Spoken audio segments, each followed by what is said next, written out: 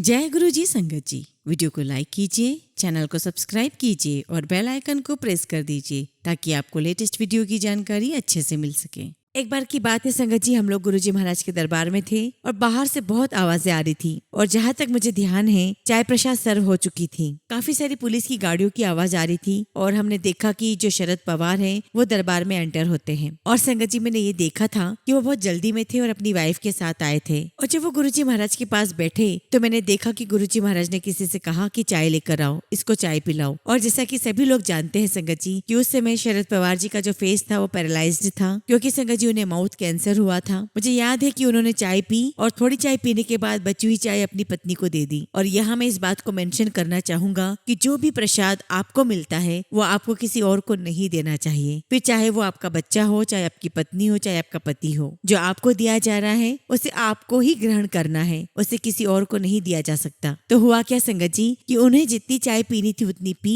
और बाकी चाय उन्होंने अपनी पत्नी को दे दी। तो गुरुजी ने उनसे इतना कहा कि जितनी पी उतना इफेक्ट होगा। तो शायद उनको समझ में नहीं आया कि गुरुजी ने क्या कहा, तो वो अपने पीए से पूछने लगे कि गुरुजी क्या बोल रहे हैं। तो जब उनको समझ में आया तो वो अपना ग्लास वापस लेने लगे। तो गुरुजी ने कहा कि नहीं, अब वक्त गया, अब तुम बहुत लेट हो गए हो। आपको नहीं पता संगत जी कि किस ब्लेसिंग से आपका क्या कल्याण होगा, इसलिए आपको जो भी ब्लेसिंग्स मिलती हैं उसको अंडर एस्टिमेट मत कीजिए। और अगर आज संगत जी मुझे सत्संग सुनाने की सेवा मिली है तो उसके पीछे भी कोई रीजन होगा और ओनली रीजन है संगत जी गुरुजी। और गुरुजी ने डिसाइड किया है कि मुझे आज सत्संग करना है। गुरुजी कहते हैं कि सत्संग करने वाले का भी कल्याण, सत्संग सुनने वाले का भी कल्याण। तो everything is pre decided by Guruji. हम तो कुछ भी नहीं कर रहे हैं और कई बार हमें लगता है कि हम किसी संगत को गुरुजी से जोड़ रहे हैं, बल्कि संगत जी गुरुजी महाराज हमें निमित्त बना रहे हैं उस संगत को अपने पास लाने के लिए। गुरुजी महाराज की आज्ञा के बिना ना तो उनके पास कोई जा सकता है और ना ही कोई उनको जोड़ सकता है। जय गुरुजी संगत जी। गुरुजी का अनंतम अनंतम शुक्राना, गुरुजी के श्री चरणों में कोटि कोटि प्रणाम और गुरुजी की प्यारी प्यारी संगत को जय गुरुजी।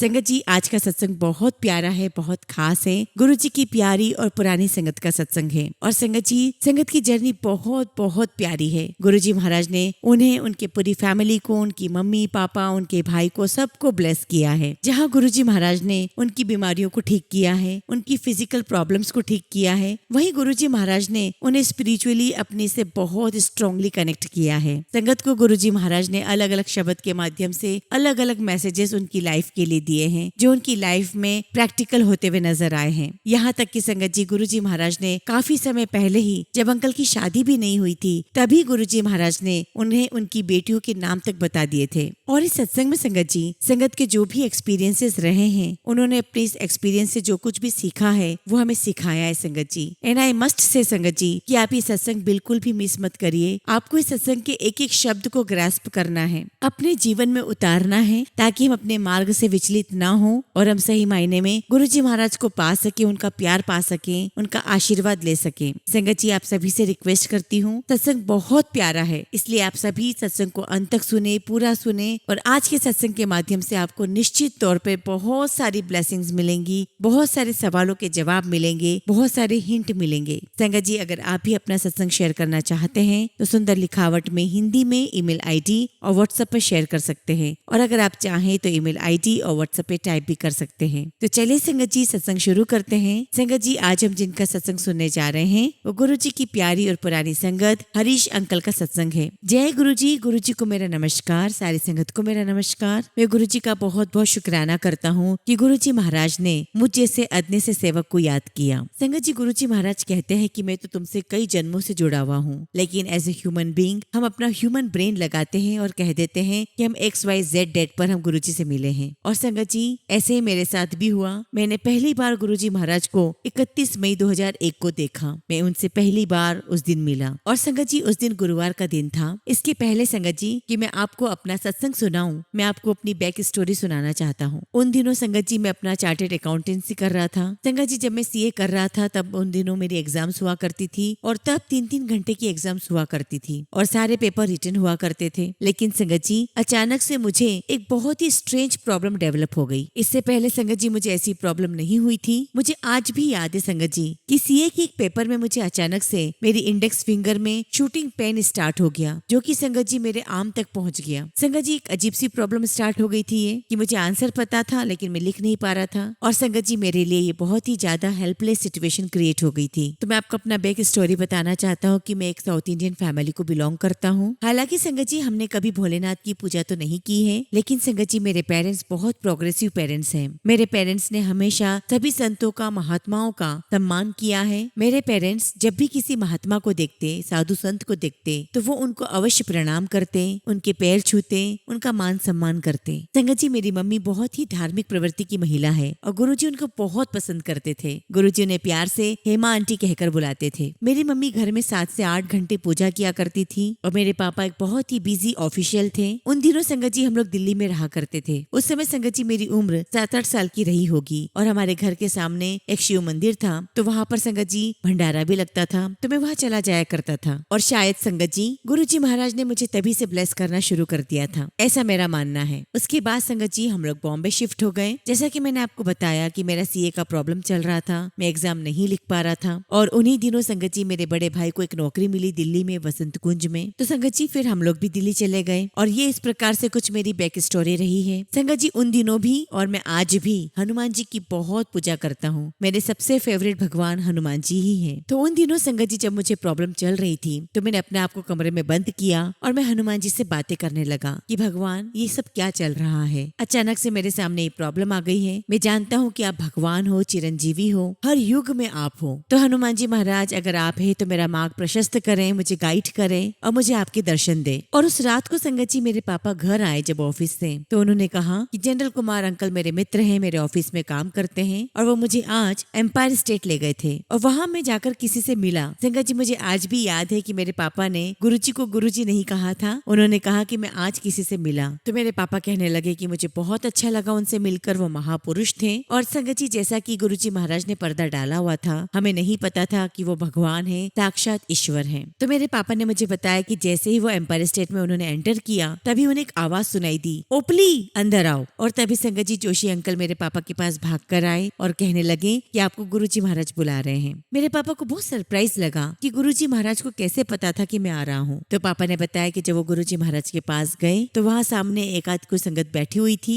और सामने मेनका गांधी आंटी भी बैठी हुई थी। तभी गुरुजी महाराज ने मेरे पापा को देख करके कहा, आओ सिमंदी चेयरमैन बैठो। तो मेरे पापा ने गुरुजी से कहा कि गुरुजी शायद आपको कुछ गलतफहमी हुई है, मैं कोई चेयरमैन नहीं हूँ, मैं तो एक छोटा सा अदना सा एक आदमी हूँ। तभी संगत जी मेनका गांधी मेरे पापा की आंखों में देखती है और कहती है कि मिस्टर ओपली, अगर गुरुजी महाराज ने आपको चेयरमैन कहा है तो आप ये समझ लीजिए कि आप चेयरमैन बन चुके हैं। लेकिन फिर भी संगत जी मेरे पापा को कुछ समझ में नहीं आया। तभी गुरुजी ने उनसे पूछा किथों आया है। तो मेरे पापा ने जवाब दिया कि मैं यहाँ से आया हूँ। और मेरे पापा ने ये भी कहा कि गुरुजी मेरे बेटे को एक अजीब सी प्रॉब्लम स्टार्ट हो गई है। तो गुरुजी ने कहा अच्छा बैठ जा। और तभी गुरुजी ने अपनी 2 मिनट के लिए आंखें बंद की और कहा जा कल्याण किता। और संगत जी उन दिनों हमें इन शब्दों की, इन वर्ड्स की सिग्निफिकेंस नहीं पता थी। और फिर संगत जी मेरे पापा को गुरुजी ने अपनी फैमिली को लाने के लिए कहा। तो संगत जी हम लोग अगले मंडे या ट्यूसडे को जाने वाले थे, लेकिन किसी कारणवश नहीं जा पाए, तो हम लोग अगले थर्सडे के दिन गए। अब संगत जी हमने ये बात किसी से भी शेयर नहीं की थी कि हम लोग कब जाने वाले हैं। और वहाँ दूसरी ओर गुरुजी महाराज ने अपने दरबार में कर्नल चटर्जी अंकल और जो भी लोग वहाँ मौजूद थे उनको पहले ही बता दिया था कि ये लोग मंगलवार को नहीं, ये लोग गुरुवार को आएंगे। और संगत जी वही हुआ, क्योंकि गुरुजी का कहा हुआ पत्थर की लकीर होता है। हम लोग थर्सडे के दिन गुरुजी महाराज के दरबार पहुंचे। संगत जी शाम का समय था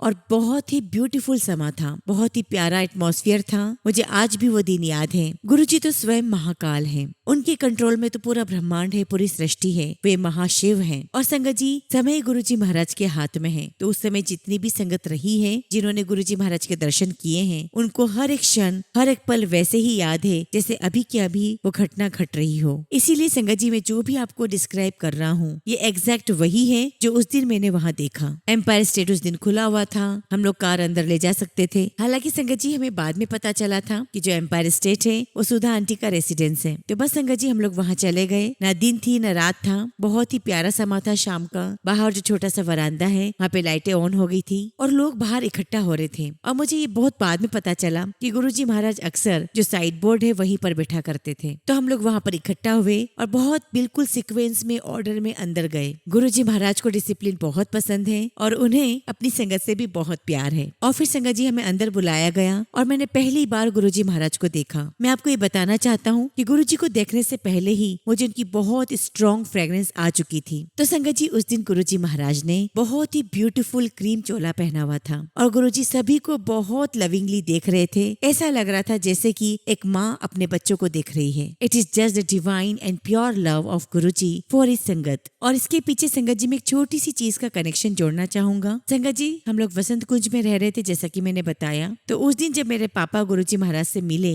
उस बीच संगत जी दो बातें हुई। पहली बात तो यह है संगत जी की मेरी मदर बहुत ज्यादा मेडिटेशन करती है। तो उस दिन मेरी मम्मी ने मुझे कहा कि बेटा मैं अक्सर मेडिटेशन में राम नाम का जप करती हूँ, लेकिन आज पता नहीं क्यों मेरे अंदर से लगातार एक ही आवाज आ रही है, राम राम राम। मुझे सुनकर तो बहुत अच्छा लगा, लेकिन संगत जी ये कुंडलिनी जागृत करने की बात है। मुझे नहीं पता कि आप में से कितने लोग फैमिलियर हैं, लेकिन हमारे शरीर में 7 चक्र होते हैं और जब संगत जी आपके भक्ति के भाव से विशुद्ध चक्र हार्ट सेंटर से राम शब्द निकलता है या किसी और भी भगवान का नाम निकलता है तो आप समझ जाओ कि आपका साउंड बेस्ड कनेक्शन बन चुका है, यानी कि शब्द बेस्ड आपका कनेक्शन भगवान से बन चुका है। तो माँ ने कहा कि कुछ अच्छा होने वाला है। मुझे बहुत अच्छी फीलिंग्स आ रही हैं। उस समय संगत जी हमें ज्यादा कुछ समझ में नहीं आया क्योंकि हम बहुत यंग थे। बस माँ ने बोला और हमने सुन लिया। अगले दिन संगत जी मेरे पापा अपने best friend mister Harvinder Singh से मिलना चाहते थे। अब संगत जी मेरे पापा को गुड़गांव में जाकर मिलना था। तो पापा ने मुझे कहा कि मुझे अंकल के लिए गिफ्ट लेना है, तो चलेगा मेरे साथ? तो मैंने कहा ठीक है पापा। संगत जी हम एक शॉप में गए तो वहाँ पर एक ब्यूटीफुली पंचमुखी हनुमान का एक विग्रह दुकानदार ने मेरे हाथ में रखा और कहा कि बेटा आप ये रख लो। तभी पापा ने उनसे कहा कि आप इसको क्यों दे रहे हो? तो दुकानदार अंकल कहते हैं कि मुझे भी नहीं पता कि मैं इसको क्यों दे रहा हूँ, लेकिन मुझे ऐसी फीलिंग आ रही है कि ये इसके पास होना चाहिए। मैं किसी और को ये दूंगा भी नहीं और ना मैं इसके आपसे पैसे लूंगा। लेकिन पापा ने कहा कि नहीं ऐसे कैसे, मैं आपको पैसे देता हूँ। लेकिन संगत जी शायद आप बिलीव ना करें, वो दुकानदार अंकल ने वो पैसे लिए ही नहीं। तो संगत जी अब मैं दोबारा एम्पायर स्टेट पर आता हूँ कि जहाँ हम गुरुजी महाराज के दर्शन करने के लिए अंदर गए, जहाँ मुझे बहुत सारे मिक्सिंग फ्रेग्रेंस आ रही थी, गुलाब की, जैस्मिन की। और संगत जी हम लोग सभी अपने अपने अजम्पशंस लगा रहे थे कि शायद एम्पायर स्टेट के पीछे रोजेस के गार्डन है या फिर किसी ने बहुत स्ट्रॉन्ग परफ्यूम लगाया हुआ है। और संगत जी हम अपने आसपास ढूंढते भी हैं कि किसने ये परफ्यूम लगाया है। एंड ऑब्वियसली संगत जी हमें कुछ भी नहीं मिलना था। खैर हम लोग अंदर गए एम्पायर स्टेट में। हम लोग वहाँ जाकर के बैठ गए और वहाँ जो सबसे पहला शब्द जो बजा और हमने सुना वो था कि मेरे हृदय ते वाहे गुरु नाम लिख दे, मन मंदिर विच सतनाम लिख दे, राम नाम लिख दे, राम नाम लिख दे। तो ये शब्द वहाँ पर चल रहा था और उसी वक्त संगत जी मुझे एक कनेक्शन फील हुआ। मुझे गुरुजी का एक मैसेज समझ में आ गया। गुरुजी इतनी बात तो किया नहीं करते थे, तो मुझे गुरुजी का मैसेज क्लियर समझ में आ गया। और उसी समय संगत जी एक और शब्द बजा, सास सास सिमरो गोविंद, उतरे मन की चिंत, पूरे गुरु का सुन उपदेश, पार ब्रह्म निकट कर एक। तो गुरुजी ने उसी समय डिक्लेयर कर दिया कि पूर्ण गुरु भी मैं हूँ, पर ब्रह्म भी मैं ही हूँ। तुम बिल्कुल सही जगह आए हो और इस जगह से बड़ा दरबार कोई नहीं है। और गुरुजी महाराज ने ये सारी बातें हमें डिक्लेयर कर दी अपने शब्द के माध्यम से। ना गुरुजी महाराज ने कुछ बोला, ना हमने उनसे कुछ पूछा। और ये एहसास सभी अनगिनत संगतों के साथ होता है, चाहे जिन्होंने गुरुजी महाराज को अपने फिजिकल फॉर्म में देखा है, चाहे वो आज बड़े मंदिर जाते हैं। हर एक संगत को गुरुजी महाराज मैसेज देते हैं अपने शब्द कीर्तन के माध्यम से। और एग्जैक्टली वही शब्द चलता है जो बात संगत के मन में चल रही होती है, या फिर मैं ये कहूँ कि एग्जैक्टली वही शब्द चलता है जिस समय आपको अपनी लाइफ में उसको सुनने की सबसे ज्यादा आवश्यकता होती है। क्योंकि संगत जी स्पिरिचुअल ट्रांसफॉर्मेशन एक प्रकार की जर्नी है। हर एक व्यक्ति अपनी डिफरेंट क्लास में है। और कई बार तो गुरुजी ये भी कहते थे कि कुछ लोगों का तो एडमिशन ही नहीं हुआ है। और मैं तो यही कहूंगा कि आई एम वेरी वेरी थैंकफुल कि मेरे साथ वो प्रॉब्लम हुई, क्योंकि संगत जी उस बीमारी की वजह से मुझे मेरे साक्षात रब के दर्शन हुए। और मुझे ऐसा लगता है कि इस जन्म में तो ये पॉसिबल था ही नहीं, क्योंकि पता नहीं मैंने कौन से ऐसे पुण्य कर्म किए होंगे कि मुझे गुरुजी के साक्षात दर्शन हुए। पूर्व जन्म हम तुमरे सेवक, अब तो मिटिया न जाए। और संगत जी पूर्व जन्म का कुछ तो ऐसा सत्कर्म हुआ होगा जिसका बीज, जिसका अंकुर, जो कि कई शब्द में आता है कि जब अच्छे कर्म का प्रारब्ध अंकुर के रूप में पनपता है तब जाके गुरुजी सामने आते हैं। When the disciple is ready, then the master appears। संगत जी मैं एक बात कहना चाहूंगा, हम लोग सभी स्पिरिचुअलिटी की तरफ, इनर जर्नी की तरफ या इनर सोल की तरफ हम कभी ध्यान ही नहीं देते। And sangat ji this is very quite natural. मैं किसी को भी दोष नहीं दे रहा हूँ, हम सभी मनुष्य ऐसे ही बने हुए हैं। अदरवाइज संगत जी हम भगवान के पास होते, यहाँ नहीं होते। तो संगत जी उस दिन गुरुजी महाराज हमें ये याद दिला रहे थे कि रब होते कौन है, और हमारे गुरुजी प्रैक्टिकल गुरुजी हैं। मन को निर्मल करो। संगत जी जैसा गुरुजी का नाम था, वो कहते थे कि रब तो हर एक के अंदर है, कण कण में शंकर है, लेकिन हमें उस निर्मलता को बनाए रखना है। लेकिन जब विकार पैदा होते हैं, जिसे हम 5 विकार कहते हैं, काम, क्रोध, मोह, लोभ, ये सारे विकार मन से ही शुरू होते हैं। अगर संगत जी हमने अपने मन को बदल दिया तो हमारा बेड़ा पार हो सकता है। और हम तो इतने किस्मत वाले हैं, भाग्यशाली हैं कि हमारे सामने पूर्ण गुरु बैठे हैं। तो वही भगवान है और निमित्त भी वही है। वही माध्यम बनाते हैं भगवान तक पहुँचने का, और वो अपने आप में ही भगवान है, परम पिता परमेश्वर है। इससे बड़ी अपॉर्चुनिटी किसी और की लाइफ में क्या हो सकती है। जैसा कि हम शब्द सुनते हैं, बिन बोलिया सब कुछ जानता। गुरुजी को कुछ भी बोलने की आवश्यकता नहीं है, वो सब कुछ जानते हैं। संगत के मन में उठने वाले हर एक भाव को वो जानते हैं। और जब ये दूसरा शब्द बचा तो हमारे अंदर रियलाइजेशन आ गई थी कि ये वही जगह है जहाँ हमें होना चाहिए था। This is the right place, जो हमें कहीं और नहीं मिल सकती। और संगत जी शायद आप बिलीव न करें, उस समय हम सभी की आंखों में आंसू थे। मुझे पता है मेरे पापा, मेरी मम्मी, मेरे भाई, हम सब की आंखों में आंसू आ गए थे। ऑफ कोर्स संगत जी गुरुजी महाराज ने हमें बहुत बहुत ब्लेस किया। उन्होंने हमें अपना प्यार, अपना अफेक्शन हमें दिया। And sangat ji I am very thankful to my parents कि उस समय संगत जी वो महापुरुषों को हर चीज से पहले तवज्जो दिया करते थे, इम्पोर्टेंस दिया करते थे। मैं अपने माता पिता को बहुत बहुत धन्यवाद देता हूँ, क्योंकि वो ही मेरे भगवान हैं और ऐसे पेरेंट्स मिलना बहुत मुश्किल है। और संगत जी सच में हमारे बहुत अच्छे कर्म होंगे कि हमें ऐसे पेरेंट्स मिले जिन्होंने मुझे और मेरे भाई को ये चांस दिया कि हम गुरुजी महाराज के दर्शन कर पाए, और हमें गुरुजी महाराज की ब्लेसिंग्स मिली। और उसके बाद हम कई बार गुरुजी के पास जाते रहे। संगत जी मैं आपको एक बात बताना ये चाहता हूँ कि मेरी मम्मी दिल्ली में 20 सालों से रह रही थी,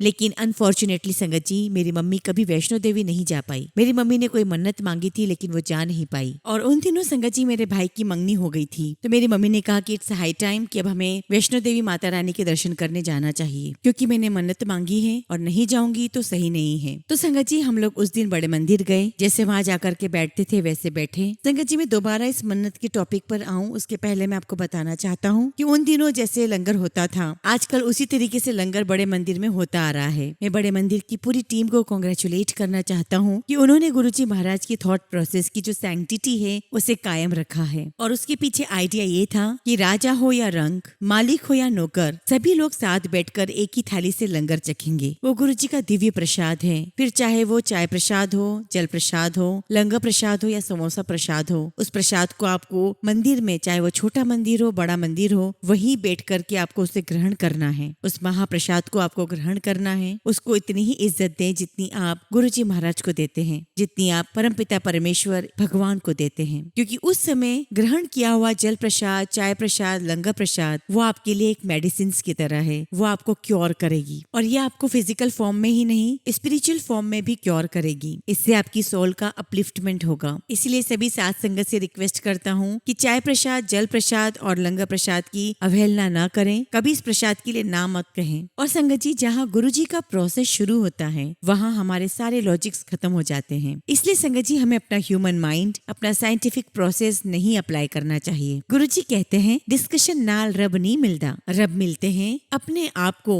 उस परमपिता परमेश्वर से स्पिरिचुअली कनेक्ट करने से। आप गुरुजी से 1-to-1 कनेक्शन बनाएं। अगर गुरुजी महाराज एक महासमुद्र हैं, तो उस महासमुद्र में हम सारी संगत एक पानी की बूंद के समान हैं। इसलिए संगत जी अपने मन का भांडा साफ करो, एक अच्छा इंसान बनो और दूसरों के लिए अच्छा सोचो और अच्छा करो। और जहाँ तक हो सके दान कीजिए, और वो भी गुप्त दान कीजिए। जैसा कि गुरुजी महाराज कहते थे कि अगर आप दान करो तो आपके दूसरे हाथ को भी पता न चले कि आपने दान किया है, क्योंकि संगत जी बताकर किया गया दान कभी फलीभूत नहीं होता। गुरुजी कहते हैं कि उसकी पुण्याई तो वही खत्म हो जाती है। और ऐसा इसलिए संगत जी क्योंकि बताकर किए गए दान से आपका अहम बढ़ता है, आपका ईगो बढ़ता है, और आपके ईगो बढ़ने से आपके सारे सत्कर्मों का जो फल होता है वो निष्फल हो जाता है, वो खत्म हो जाता है। और संगत जी ऐसा बोलकर मैं कोई अपने आप को बहुत महान व्यक्ति क्लेम नहीं कर रहा हूँ, ना मैं महान व्यक्ति हूँ। मैं तो खुद एक अच्छा इंसान बनने की प्रोसेस में हूँ, और जब से मैं गुरुजी महाराज से मिला हूँ मैं इसी प्रोसेस में हूँ कि मैं बेहतर से बेहतर इंसान बन सकूँ, ताकि मैं इस लायक हो सकूँ कि मैं गुरुजी की संगत कहला सकूँ, गुरुजी की सच्ची संगत कहला सकूँ। मैं सभी संगत से यही रिक्वेस्ट करना चाहूंगा कि उस बात पर फोकस कीजिए कि गुरुजी क्या चाहते थे या क्या चाहते हैं, बजाय किसी आडंबर के, बजाय किसी डेकोरेशन के या इस बात को जानने में कि कितने लोग आए सत्संग में, क्योंकि संगत जी गुरुजी को सिंप्लिसिटी बहुत पसंद थी। And sangat ji Guruji is himself a very simple person. Guruji को हमसे कुछ भी नहीं चाहिए। काफी सारे लोग कहते हैं कि गुरुजी बड़े फैंसी चोले पहना करते थे, तो मैं आपको बताना चाहूंगा कि गुरुजी वो चोले खुद नहीं बनवाते थे। ये सारे चोले संगत उनको प्यार से पहनवाती थी। संगत जी गुरुजी महाराज जानते थे कि वो कब जाने वाले हैं, और जब ऐसा हुआ उसके पहले ही संगत जी गुरुजी महाराज ने काफी सारे चोले अपनी संगत को एज ए ब्लेसिंग्स के रूप में देना शुरू कर दिए थे। गुरुजी महाराज अपने भक्तों की प्रॉब्लम्स अपने ऊपर ले लिया करते थे, और कोई भी भक्त गलती से गुरुजी महाराज का पैर भी छू ले तो उनकी प्रॉब्लम्स गुरुजी महाराज के ऊपर चली जाया करती थी। और रात रात भर संगत जी गुरुजी महाराज उस समस्या को अपने शरीर के तप से जलाकर राख कर देते थे, और कुछ ही दिनों में संगत जी गुरुजी महाराज नॉर्मल हो जाते थे। लेकिन संगत जी गुरुजी महाराज हमारी जितनी भी तकलीफें अपने ऊपर ले लिया करते थे, जितनी भी सफरिंग्स हमारे ऊपर ले लिया करते थे, उसका दर्द, उसकी तकलीफ, उसकी पीड़ा हम लोग इमेजिन भी नहीं कर सकते, और उतना तो हम लोग सब मिलकर भी नहीं ले सकते। और संगत जी आप सभी लोगों ने सुना होगा कि गुरुजी महाराज ने ऐसी ऐसी बीमारियां ठीक की है जो मेडिकल साइंस में ठीक हो ही नहीं सकती। गुरुजी ने लंगर खिलाकर अपने तपोबल से लोगों को ठीक किया है। संगत जी फिजिकल बॉडी में रहते हुए गुरुजी महाराज ने अपनी फिजिकलिटी की लिमिटेशंस के अंदर जो भी कुछ करना था वो किया, लेकिन अब तो वो लिमिटेशंस भी नहीं है। लेकिन जो सफरिंग गुरुजी महाराज लेते थे अपने ऊपर, उसके लिए मुझे बहुत दुख होता है। लेकिन गुरुजी महाराज को तो लोगों की केयर करनी थी, उनकी मदद करनी थी, क्योंकि वो पूर्ण गुरु थे। गुरुजी कहा करते थे कि गुरुआदि लेवल होंदे ने। तो संगत जी हम एक ऐसे गुरु के सामने हैं जो साक्षात महाशिव हैं, भोलेनाथ हैं। और जिस प्रकार से भोलेनाथ ने हंसते हंसते विष पी लिया था, क्योंकि उन्हें पता था कि विष्णु भगवान ने तो कुर्मा अवतार ले लिया है। देव और असुर समुद्र मंथन कर रहे हैं, लोगों को अमृत चाहिए, इंद्र ने ऐरावत ले लिया है, किसी को क्या चाहिए तो किसी को क्या चाहिए, और अंत में हलाहल विष किसको मिला? भोलेनाथ को मिला, महाशिव को मिला,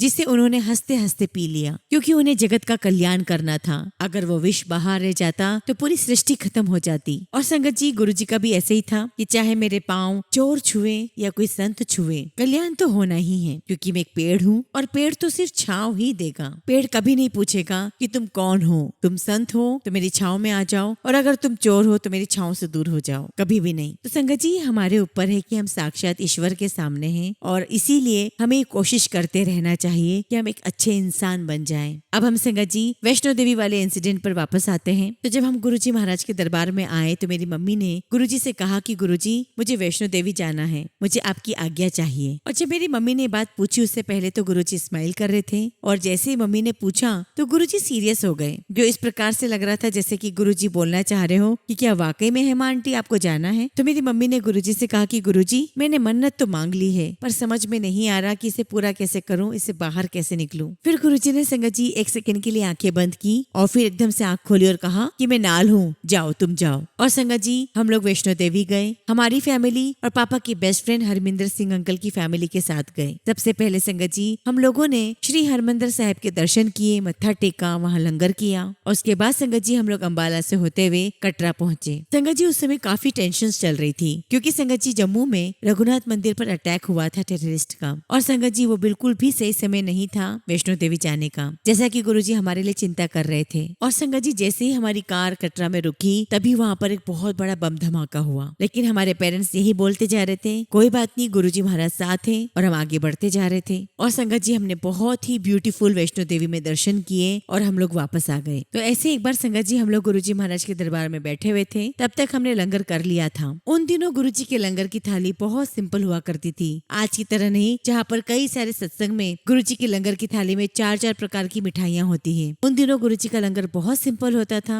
दाल, रोटी, सब्जी और एक बड़ी सी तीखी सी चटनी होती थी, जिससे गुरुजी महाराज काफी सारे लोगों का अल्सर ठीक किया करते थे। और अगर मीठा होता भी था तो गुरुजी उसकी थाली में एक्स्ट्रा डाल दिया करते थे, जिससे संगत जी गुरुजी महाराज उस संगत की डायबिटीज ठीक किया करते थे। संगत जी हमारे मेटेरियलिस्टिक वर्ल्ड में हमारी असली करेंसी है हमारा पैसा, हमारा रुतबा। आप कौन हो, क्या हो। गुरुजी कहते कि कितने आए राजा महाराजा, वो रोते रोते चले गए, और एंड में उन्होंने रियलाइज किया कि उनकी स्पिरिचुअल करेंसी तो जीरो है, उनका स्पिरिचुअल भंडारा बिल्कुल जीरो है। और एंड में उनको आकर के इस बात का रियलाइजेशन हुआ। गुरुजी के हर एक शब्द बहुत ब्लेस्ड शब्द है, और वो शब्द ही संगत जी गुरुजी महाराज की असली असली टीचिंग्स हैं, उसके लिए आपको कहीं और बाहर जाने की आवश्यकता नहीं है। आपको सिर्फ गुरबानी सुनना है। जो गुरु की बानी है उसमें सब कुछ कहा गया है, और जो गुरबानी में है वो सब कुछ गुरुजी महाराज ने हमें डेमोन्स्ट्रेट करके दिखा दिया है। संगत जी, जब हम लोग लंगर खाते हैं तो actually we are exchanging our karmas. मुझे लगता है कि गुरुजी महाराज सोचा करते थे कि कहाँ मैं इनको समझाता रहूंगा कि वेद क्या है, वेदांत क्या है, क्या उपनिषद है। उससे अच्छा है कि मैं इनके कर्म ही काट देता हूँ, इसका प्रोग्रेशन ही हो जाएगा। और ऐसा करके मैं इनको इनकी स्पिरिचुअल जर्नी में फास्ट फॉरवर्ड कर देता हूँ, ताकि इनको अपनी जो रियल डेस्टिनेशन है, जहाँ इन्हें पहुंचना है, वहाँ ये पहुंच सके। और संगत जी, डेस्टिनेशन क्या है? वो डेस्टिनेशन है संगत जी मोक्ष। हमें अपने भगवान, हमें अपने ईश्वर, हमें अपने सृजनकर्ता के पास पहुंचना है, जो कि असली डेस्टिनेशन है। और ये बात गुरुजी को अपने हर उस संगत को सिखानी है जो अपनी अलग अलग कक्षाओं में है। And sangat ji, it is really very difficult task. कोई किंडरगार्टन में है तो कोई हायर क्लास में है। इसलिए गुरुजी ने एक सिंपल रास्ता निकाला, शब्द कीर्तन का। शब्द कीर्तन के माध्यम से गुरुजी हम सबको वो सारी बात समझा देते हैं कि हमारी असली मंजिल क्या है और शब्द क्या होगा, ये गुरुजी डिसाइड करते थे, क्योंकि उन्हें पता था कि कब किस समय संगत को क्या देना है। और उसी तरीके से संगत जी, लंगर भी हर दिन सेम नहीं होता था। ये गुरुजी डिसाइड करते थे कि किस दिन क्या होगा। और संगत लंगर करती और बाहर जाके हाथ धोकर वापस आ जाती थी। तो उस दिन भी संगत जी यही हुआ। हम लोगों ने लंगर किया, हम लोग ने हाथ धोए और वापस दरबार में आकर के बैठ गए। और संगत जी, जैसे ही गुरुजी महाराज एंटर हुए, अचानक वो अपने सीधे हाथ की तरफ टर्न हुए और मैं उनसे काफी दूर बैठा हुआ था। और गुरुजी महाराज टर्न होते ही सीधे मुझे देखने लगे। और गुरुजी महाराज मेरी तरफ देख करके कहते हैं, बेटियों का क्या नाम रखा है? अन्या, शानिया, अंशिया। और उस समय संगत जी मैं बैचलर था। उस समय मेरी शादी नहीं हुई थी और मैं अपनी सीए की प्रॉब्लम को लेकर गया था। और गुरुजी मेरे बच्चों की बातें कर रहे थे, मेरे बच्चों के नाम की बात कर रहे थे। और संगत जी, मुझे कुछ समझ में नहीं आ रहा था, लेकिन पापा हंस रहे थे। और पापा ने कहा कि गुरुजी, अभी इसकी तो शादी भी नहीं हुई है। और संगत जी, 2002 की बात है। संगत जी, 2006 में मेरी शादी हो गई और 2008 में मुझे मेरा पहला बच्चा हुआ। और जिस प्रकार से सारे कपल अपने बच्चों का नाम रखने की कोशिश करते हैं, हमने भी वही किया। तो हमने सोचा संगत जी कि माँ दुर्गा का नाम शरण्या है, शरण देने वाली, तो हमने हमारी बेटी का नाम शरण्या रख दिया। और संगत जी, बचपन से मैं दत्तात्रेय भगवान की काफी पूजा भी करता था। उनकी माता जी का नाम अनुसुईया है। तो जब मुझे मेरी दूसरी बेटी हुई तो मैंने उसका नाम अनुसुईया रख दिया। और संगत जी, नाम रखते हुए हमें कुछ भी रियलाइजेशन नहीं हो रहा था कि गुरुजी महाराज ने हमें कुछ कहा था। अब संगत जी, सीधे हम 2013 में आ जाते हैं। तब संगत जी, हमारा एक स्काइप कॉल चल रहा था। मेरी छोटी बेटी अपने कजिन से बात कर रही थी, मेरे बड़े भाई की बेटी अनन्या से बात कर रही थी, और जो मेरी बड़ी बेटी है शरण्या, वो पास में बैठी हुई थी। और अचानक से संगत जी उसने बोलना शुरू कर दिया, आन्या, शान्या। और तभी मुझे संगत जी एकदम से स्ट्राइक हुआ कि अरे, ये तो गुरुजी ने कहा था। तब मुझे समझ में आया कि उन दिनों गुरुजी मेरी बच्चियों के लिए बात कर रहे थे। गुरुजी महाराज साक्षात त्रिकालदर्शी हैं। हम लोग सब मूर्ख हैं, हमें तो कुछ वैसे भी समझ में नहीं आता, हम नहीं जान पाते कि दीवार के आगे क्या है। तो I am very very thankful to Guruji. मैं उनका बहुत बहुत शुक्राना करता हूँ कि साक्षात रब के मुंह से, साक्षात ईश्वर के मुंह से मेरी बच्चियों के नाम निकले। और ऐसा करके गुरुजी महाराज ने तो उन्हें अपने आप ही ब्लेस कर दिया। तो संगत जी, इस प्रकार से एक इंसिडेंट ये था मेरी लाइफ का। एक बार की बात है संगत जी, हम लोग गुरुजी महाराज के दरबार में थे और बाहर से बहुत आवाजें आ रही थी। और जहाँ तक मुझे ध्यान है, चाय प्रसाद सर्व हो चुकी थी। काफी सारी पुलिस की गाड़ियों की आवाज आ रही थी और हमने देखा कि जो शरद पवार हैं वो दरबार में एंटर होते हैं। और संगत जी, मैंने ये देखा था कि वो बहुत जल्दी में थे और अपनी वाइफ के साथ आए थे। और जब वो गुरुजी महाराज के पास बैठे तो मैंने देखा कि गुरुजी महाराज ने किसी से कहा कि चाय लेकर आओ, इसको चाय पिलाओ। और जैसा कि सभी लोग जानते हैं संगत जी कि उस समय शरद पवार जी का जो फेस था वो पैरालाइज्ड था, क्योंकि संगत जी उन्हें माउथ कैंसर हुआ था। मुझे याद है कि उन्होंने चाय पी और थोड़ी चाय पीने के बाद बची हुई चाय अपनी पत्नी को दे दी। और यहाँ मैं इस बात को मेंशन करना चाहूंगा कि जो भी प्रसाद आपको मिलता है वो आपको किसी और को नहीं देना चाहिए, फिर चाहे वो आपका बच्चा हो, चाहे आपकी पत्नी हो, चाहे आपका पति हो। जो आपको दिया जा रहा है उसे आपको ही ग्रहण करना है, उसे किसी और को नहीं दिया जा सकता। तो हुआ क्या संगत जी कि उन्हें जितनी चाय पीनी थी उतनी पी और बाकी चाय उन्होंने अपनी पत्नी को दे दी। तो गुरुजी ने उनसे इतना कहा कि जितनी पी उतना इफेक्ट होगा। तो शायद उनको समझ में नहीं आया कि गुरुजी ने क्या कहा, तो वो अपने पीए से पूछने लगे कि गुरुजी क्या बोल रहे हैं। तो जब उनको समझ में आया तो वो अपना ग्लास वापस लेने लगे। तो गुरुजी ने कहा कि नहीं, अब वक्त गया, अब तुम बहुत लेट हो गए हो। आपको नहीं पता संगत जी कि किस ब्लेसिंग से आपका क्या कल्याण होगा, इसलिए आपको जो भी ब्लेसिंग्स मिलती हैं उसको अंडर एस्टिमेट मत कीजिए। और अगर आज संगत जी मुझे सत्संग सुनाने की सेवा मिली है तो उसके पीछे भी कोई रीजन होगा, और ओनली रीजन है संगत जी गुरुजी। और गुरुजी ने डिसाइड किया है कि मुझे आज सत्संग करना है। गुरुजी कहते हैं कि सत्संग करने वाले का भी कल्याण, सत्संग सुनने वाले का भी कल्याण। तो everything is pre decided by Guruji. हम तो कुछ भी नहीं कर रहे हैं। और कई बार हमें लगता है कि हम किसी संगत को गुरुजी से जोड़ रहे हैं, बल्कि संगत जी गुरुजी महाराज हमें निमित्त बना रहे हैं उस संगत को अपने पास लाने के लिए। गुरुजी महाराज की आज्ञा के बिना ना तो उनके पास कोई जा सकता है और ना ही कोई उनको जोड़ सकता है। और संगत जी बहुत इंपॉर्टेंट बात है जानने के लिए, क्योंकि मैं कई सत्संग में देखता हूँ कि संगत चाय प्रसाद नहीं लेती, लंगर प्रसाद नहीं लेती। और संगत जी मुझे देखकर बहुत बहुत बुरा लगता है, क्योंकि संगत जी वो गुरुजी की इनक्रेडिबल ब्लेसिंग्स को मिस कर रहे होते हैं, जो कि ना सिर्फ आपकी फिजिकल जर्नी को वो हील करता है, बल्कि संगत जी वो आपकी स्पिरिचुअल जर्नी को भी इम्प्रूव करता है, उसको गाइड करता है। और एज ए ह्यूमन बीइंग आप जो अपना बैगेज लेकर आते हैं उसे ब्रेक करना बहुत जरूरी है, और उसे ब्रेक करना इतना आसान भी नहीं है। और संगत जी हम लोग इतने बड़े मूर्ख हैं कि हर बार जन्म ले लेकर हम वही गलतियां करते जा रहे हैं। लेकिन हमारे गुरुजी इतने उदार है, इतने प्यारे हैं कि हमें इस नरक से बाहर निकालने के लिए वो आए हैं। गुरुजी महाराज तो पूर्ण परमात्मा है, एक डिवाइन ज्योत है। उन्हें क्या पड़ी थी कि वो इस धरती पर आए, डुगरी में जन्म ले? उन्हें क्या पड़ी थी संगत जी कि वो इस ह्यूमन साइकिल से गुजरे? गुरुजी महाराज यहाँ सिर्फ हमारे कल्याण के लिए आए थे। उनका सिर्फ और सिर्फ एकमात्र इंटेंशन था जगत कल्याण करना। गुरुजी महाराज तो स्वयं डिवाइन ज्योत हैं, जगत की ज्योत हैं, ओंकार हैं। उन्हें इस जगत में आने की कोई आवश्यकता नहीं थी, लेकिन वो आए हैं तो सिर्फ और सिर्फ हमारे कल्याण के लिए। गुरुजी महाराज अपनी संगत के प्यार और अफेक्शन के लिए आए हैं। और शिव पुराण में भी भोलेनाथ ने ब्रह्मा जी से कह दिया था कि आपको जो करना है वो आप करें, लेकिन मैं हर युग में अपनी संगत के लिए, अपने भक्तों के लिए मैं आऊंगा,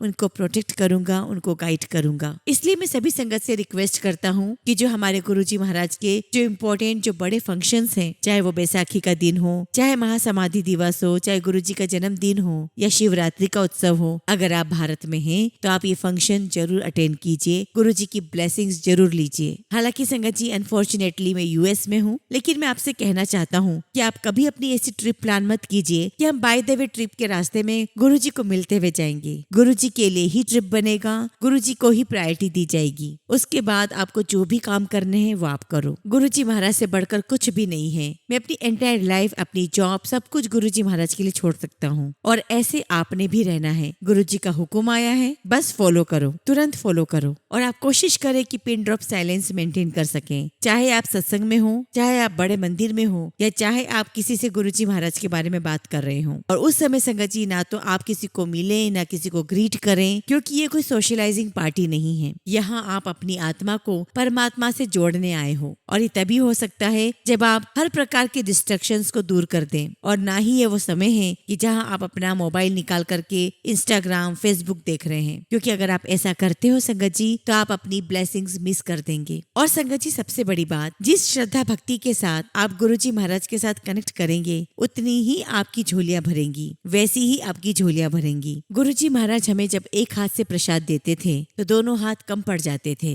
ये इस बात का प्रतीक है कि गुरुजी महाराज हमें कह रहे हैं कि तुम जो कुछ भी मांगोगे वो बहुत छोटा है, लेकिन जितना मैं दूंगा, मैं दातार हूँ, तो जितना भी मैं दूंगा वो तुम्हारे लिए सबसे अच्छा होगा। वो नहीं दूंगा जो तुम मांग रहे हो, वो दूंगा जो सबसे अच्छा तुम्हारे लिए होगा। और संगत जी इसीलिए मांगो नहीं, मानो। आपको अपने गुरुजी महाराज से कनेक्ट होना है, उनसे ब्लेसिंग्स मांगनी है और कहना है कि गुरुजी आप अपनी मेहर करो। ये नहीं कहना कि गुरुजी मुझे गाड़ी दे दो, मुझे बंगला दे दो, मुझे बच्चा दे दो। गुरुजी से गुरुजी को मानो, उनसे कनेक्ट हो, गुरुजी से प्यार करो। हमारे गुरुजी महाराज सिर्फ हमारे प्यार के भूखे हैं। गुरुजी को आपके आडंबर बिल्कुल भी इम्प्रेस नहीं कर सकते। आप अगर कहते हो कि मैंने ऐसा सजाया है, वैसा सजाया है, मैंने वहां से फ्लावर्स मंगाए हैं, मैंने 56 भोग लगाया है, ये सारी चीजें गुरुजी को इम्प्रेस नहीं कर सकती, गुरुजी को प्लीज नहीं कर सकती। और संगत जी इसी प्रकार से महाभारत काल की एक कथा है, इसमें कृष्ण भगवान को एक अन्न का दाना देते हैं पांडव। तो कृष्ण भगवान कहते हैं कि तुम मुझे प्यार से एक अन्न का दाना भी अर्पित करोगे तो मैं उस पात्र को अक्षय पात्र बना दूंगा। तो संगत जी हमारे गुरुजी, हमारे ईश्वर हमारे अंदर निष्काम भाव देखते हैं। निष्काम भाव का मतलब है संगत जी कि अनकंडीशनल लव वो देखना चाहते हैं। वो गुरुजी के पास तो जाते हैं लेकिन अपने मतलब के लिए। एक बार गुरुजी के लिए जाकर देखो, एक बार गुरुजी के लिए मन्नत मांगो, एक बार उनके लिए मांग कर देखो कि वो खुशहाल रहे, वो खुश रहे। कभी क्या किसी ने ये सोचा है कि गुरुजी को क्या चाहिए? उनके लिए जाओ और वो करो जो गुरुजी को पसंद है। मैं कोई काम नहीं कर रहा हूँ, वो तो गुरुजी महाराज मुझसे करवा रहे हैं। जिस दिन संगत जी आपके अंदर ये भाव आ जाएगा तो sangat ji you will stop obsessing over who you are, what you are and what you have accomplished in your life। वो ईगो वही खत्म हो जाएगा। इस धरती पे संगत जी आप और हम कई हजारों साल तक जीवित नहीं रहने वाले हैं। यहाँ जो रह जाएगा वो सिर्फ हमारे अच्छे कर्म रह जाएंगे, हमारी पुण्याई रह जाएगी। संगत जी 84 लाख योनियों के बाद हमें ये मानव शरीर मिला है, उसकी कद्र कीजिए और इसे गुरु जी की उस्तद में लगाइए। और संगत जी यकीन करें या न करें, जन्म लेने से पहले हम अपने परमपिता परमेश्वर से बहुत सारे वादे करके आए हैं कि जब मुझे इंसानी चोला मिलेगा तो मैं आपकी बहुत इबादत करूंगा, आपकी उस्तद करूंगा। और संगत जी जैसे इस दुनिया में आते हैं और हम यहाँ आते ही सब कुछ भूल जाते हैं। इसलिए संगत जी जो अल्टीमेट ट्रूथ है हमें वो याद रखना है, और वो अल्टीमेट ट्रूथ है हमारे गुरु जी। हमें उनकी उस्तद करना है, हमें उनके श्री चरणों में रहना है और उनसे बहुत बहुत प्यार करना है। इसी के साथ संगत जी मैं अपने शब्दों को यहीं विराम देता हूँ, और जब भी गुरु जी महाराज की कृपा होगी मैं अपना अगला शुक्राना सत्संग आप सबके साथ जरूर शेयर करूंगा। जय गुरु जी, शुक्राना गुरु जी।